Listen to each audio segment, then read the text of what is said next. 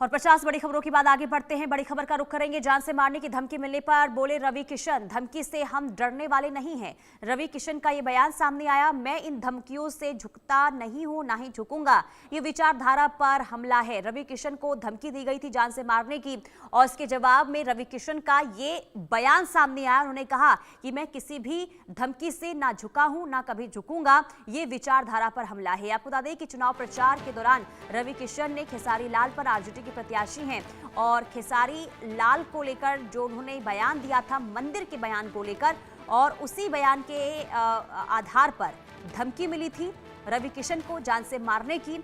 और उसी धमकी को लेकर रवि किशन का ये स्टेटमेंट सामने आया। उन्होंने कहा कि जान से मारने की धमकी मिली है, लेकिन मैं ना पहले झुका था, ना कभी झुकूंगा, और ये विचारधारा पर हमला है। तो रवि किशन को जान से मारने की धमकी मिली। हालांकि अब इस पूरे मामले को लेकर पुलिस की कार्रवाई भी देखने को मिल रही है, लेकिन साफ और सीधे तौर पर रवि किशन ने भी यहां पर ये कहा है कि धमकी से मैं डरने वाला नहीं हूं, ये विचारधारा की लड़ाई है। तो आपको बता दें कि बिहार में चुनाव प्रचार के दौरान लगातार देखिए रवि किशन भी प्रचार करते हुए नजर आ रहे हैं और आरजेडी प्रत्याशी और भोजपुरी स्टार खेसारी लाल, जिन्होंने राम मंदिर को लेकर बयान दिया था, और इसी बयान के पलटवार में रवि किशन खेसारी लाल को जवाब दे रहे थे। यानी कि भोजपुरी स्टार्स के बीच में जुबानी जंग देखने को मिल रही थी। लेकिन इसी बीच रवि किशन को आरोपी की तरफ से धमकी दी गई जान से मारने की, और ये कहा गया कि यादवों को लेकर टिप्पणी की गई है और अगर वो बिहार आते हैं तो मैं गोली मार दूंगा।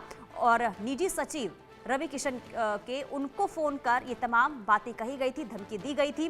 हालांकि अब रवि किशन का इस पर पलटवार सामने आया है। उन्होंने कहा है कि ना मैं पहले डरा हूं, ना मैं आगे डरूंगा, मैं डरने वाला नहीं हूं इस तरीके की धमकी से। तो कुछ नहीं दिया गया डिप्टी सीएम। आप सुन लाई।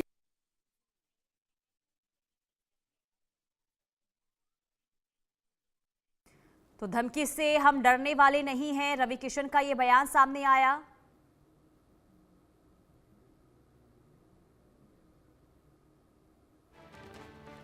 कह रहा हूँ, अभी रवि किशनवा कह रहा था कि खेसारी लाल राम को बोले कि राम की मंदिर क्यों बन गई। मैं कह रहा हूँ राम की मंदिर गलत बनी, वहाँ कॉलेज होना था, हॉस्पिटल होना चाहिए। राम हाँ, रिकॉर्ड कर लीजिए। उसके बाद रवि नहीं आ रही, आप कौन बोल रहे हैं? नहीं, वहीं आके मारूंगा मैं। अरे क्या हो गया भाई साहब, क्यों गाली दे रहे हैं फोन पे? यादव समाज को कह रहा है कि यादव समाज के सब। मेरी बात सुनो शिवम जी, आप उसके कार्यालय से बोल रहे हो, हाँ या ना बोलो? हाँ मैं बोल रहा हूँ, उनका मैं निजी सचिव हूँ, शिवम द्विवेदी मेरा नाम है, बोलिए। हाँ द्विवेदी जी, मैं तुम्हारी पूरी कुंडली मेरे पास है। अच्छा, सुबह कहो मुलाकात भी कर लूंगा। कहाँ? उनको गोरखपुर समझा दो कि गोरखपुर में? के नाम आप गोरखपुर में हैं? हाँ जी। क्या नाम है, शुभ नाम आपका? मेरा शुभ नाम अजय कुमार यादव है। कहाँ रहते हैं यादव जी? आरा से बोल रहा हूँ, आरा से। तो आप कह रहे हैं ना सुबह मुलाकात, तो आरा में कहाँ कहाँ गाँव है आपका? सुबह तुम्हारे पास ही आ जाऊँ? आ जाएंगे तो ठीक रहेगा यादव जी। लेकिन रवि किशन को बुला लो, गोली मार दूंगा तुरंत, चाहे मुझे फांसी हो जाएगी। अच्छा, हाँ, अभी तुम मुझे जानते नहीं हो। जवनिया गांव है मेरा। कौन गाँव? यहाँ बाढ़ आई है। जवनिया, बिहार। जवनिया? आरा में जवनिया गाँव है आपका? हाँ, आरा में अभी ठहरा हूँ, आरा में हूँ मैं। अच्छा, अभी तो बाहर गए हैं ना, 4 दिन के बाद आने तो उसके बाद पूछूंगा कि यादव समाज के तूने क्या बोला। तुरंत मुझे, मैं मर जाऊंगा मुझे मंजूर है, लेकिन उनको तुरंत गोली मारूंगा। उन्होंने तो यादव समाज को नहीं बोला। खैर, अरे यार बोला है, मेरे पास रिकॉर्ड है, वीडियो है, मैं लेकिन दिखाऊंगा नहीं, उनको तुरंत पेलूंगा। उन्होंने यादव समाज को नहीं बोला। जो धमकी है उससे साफ पता चलता है कि सनातन विरोधी ताकतें कितने स्ट्रांगली एक्टिव हो चुकी हैं, कितनी एक्टिव हैं। इसके पीछे कोई बहुत बड़ा हाथ होगा। कोई ऐसे व्यक्ति एक सांसद को या पूरे भारत में विश्व में एक नोन कलाकार को, एक सुपरस्टार को ऐसे धमकाएगा नहीं, जान की बहुत बड़ी कोई बात होगी। बहुत लोग होंगे इसके पीछे। एफआईआर कर दी है हमने, पकड़े जाएंगे ज़रूर, कानून के हाथों से बचेंगे तो नहीं, और कड़ी से कड़ी सज़ा भी होगी उनको। बट ये मुझे जो दिखाई दे रहा है कि बिहार के प्रचार के बाद ये तो तय है कि विरोधी दल बिहार में जान चुका है कि बहुत बुरी हार का सामना वो कर रहा है। उससे फ्रस्ट्रेटेड होके, क्षुब्ध होके ऐसे फ़ोन कॉल्स थ्रेटनिंग के, लाइफ थ्रेटनिंग के कि बिहार उतरेंगे तो जान से हमको मार दिया जाएगा, हम प्रचार में आएंगे तो पीड़ादायक भी है। लेकिन मैं उन सबको आप लोगों के माध्यम से कहना चाहता हूं जो हमको धमका रहे हैं जान से मारने के लिए, मैं रवि किशन हूं। कुछ सोच के ही मैं राजनीति में आया हूं। मैं अपनी ज़िंदगी में था, मस्त खुश था, अपने परिवार के साथ था।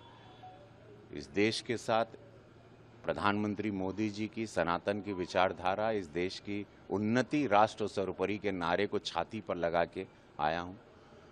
तो ऐसा कमज़ोर तो नहीं हूं कि इन धमकियों से डर के या ये मारने या गोली चला भी देंगे तो हम रुक जाएंगे, या मेरे जैसे अनगिनत करोड़ों रवि किशन हैं जो जाग चुके हैं इस देश में 2014 के बाद, वो पूरी युवा पीढ़ी। तो उन सबको मैं आपके माध्यम से कह देना चाहता हूं, जितने विरोधी हैं, कि आप एक रवि किशन को बंद करना चाह रहे हैं, शांत करना, लेकिन ऐसा पॉसिबल नहीं है। ये आवाज़ देश के लिए उठी है, सनातन के लिए उठी है, विकास के लिए उठी है। नरेंद्र मोदी जी की आवाज़ है ये। मोदी जी की आवाज़ को नहीं दबा सकते। हम उनकी सेना हैं, हम उनकी सेना।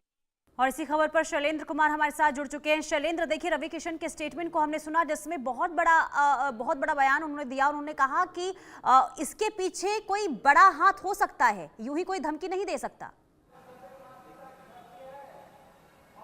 शैलेंद्र, देखिए, साफ तौर पे है जिस तरह की धमकी और जिस लहजे में धमकी दी जा रही है वो अपने आप में बिल्कुल अलग है। और वो व्यक्ति इतना या तो फ्रस्ट्रेटेड है कि वो इस तरह की बातें कर रहा है, और या फिर उसके पीछे जैसा कि रवि किशन ने कहा, यानी कि जिनको धमकी दी गई है, चूँकि भोजपुरी सिनेमा के सुपरस्टार रहे हैं और लंबे समय से अब कहें कि राजनीति वो कर रहे हैं, और योगी आदित्यनाथ के क्षेत्र यानी कि गोरखपुर से आते हैं और गोरखपुर के सांसद हैं, ऐसे में उनको धमकी देना एक संकेत भी हो सकता है, क्योंकि वो खुद रवि किशन कह रहे हैं कि ये कोई बड़ी साजिश का हिस्सा हो सकता है। और जाहिर सी बात है, जो व्यक्ति है उसको इस बात का खौफ नहीं है कि उसको उसके जगह पता के बारे में पता चल जाएगा। वो खुद ही बता रहा है कि मैं यहाँ का रहने वाला हूँ, और जिस इलाके का वो व्यक्ति खुद को बता रहा है, यानी जो आरा का जवैनिया गांव है, जवैनिया गांव वही गांव है जहां पर बड़े पैमाने पर कटाव हुआ था, और लोगों के यानी कि 400 से 500 लोगों के घर जो है अभी इसी साल। कुल मिलाकर अब देखना यही होगा। देखिए शैलेंद्र, एफआईआर दर्ज हो गई है, आगे क्या कार्रवाई होती है, जब गिरफ्तारी होती है इसके बाद तमाम चीज स्पष्ट हो पाएगी। बहुत